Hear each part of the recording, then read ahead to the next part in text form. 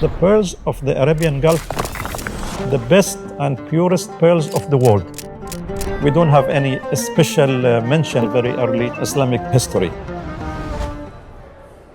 Continuing with the history of trade and Dubai, we can go now much more, especially in the 15th century. Dubai was one of the important cities in the Gulf for the pearl diving and the trade of the pearls. The trade of the pearls, it goes to thousands of years because we have found some pearls in Al-Quwain, goes back to the 3000, 4000 BC.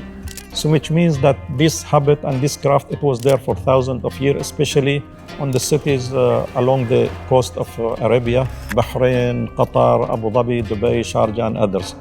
But a very important notice and mentioning of Dubai was mentioned by the Venetian pearl merchant. His name is Gustavo Balbi, and he, in his book in 1587, he mentioned the villages and the cities which work on the pearl diving. So he mentioned Das, he mentioned Dubai, Ajman, Sharjah, Al-Quwain, and many other villages. So even 500 years ago, Dubai was one of the cities where, especially after the European civilization, the opening, the Portuguese and the Spanish coming to the area, they were coming to the Gulf and buying these pearls because the pearls of the Arabian Gulf is considered to be the best and purest pearls of the world. The shape, the size, and the purity of it.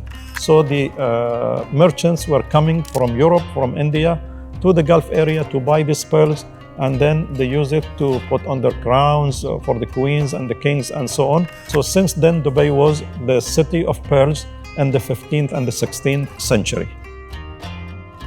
Islam, the beginning of Islam started, it reached to the area about 8 or 9 of the Hijri date, which is around 610 AD.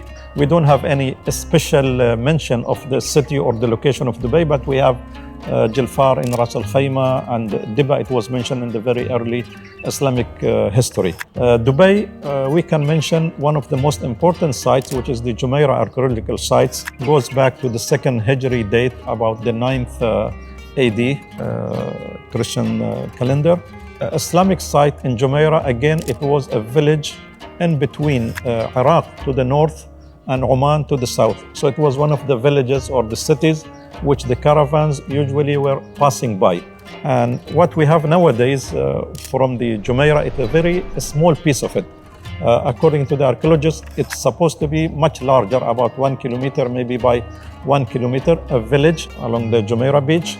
And it was on the road of the caravans, especially which was coming from Iraq and going to the south in Oman. So Jumeirah site, at this time, some of the buildings which we have the souk, so it shows that it was a trade area. We have the wali house, the house of the ruler. We have the mosque, and then many other houses in that area. And still, excavation is going on to find other locations, because it's right now based of 3 different separated places, because this housing and villas and these things came in between them. The city of Jumeirah at that time, we don't know exactly what was the name, about 1,200 years ago, but again it was a city to exchange trade, the things which were coming from Iraq, maybe especially clothes and these things, and then the other items which was coming either from Oman or from inner part of the Arabian Peninsula, different herbs, we have the dry lemon. And then we know that there was also trade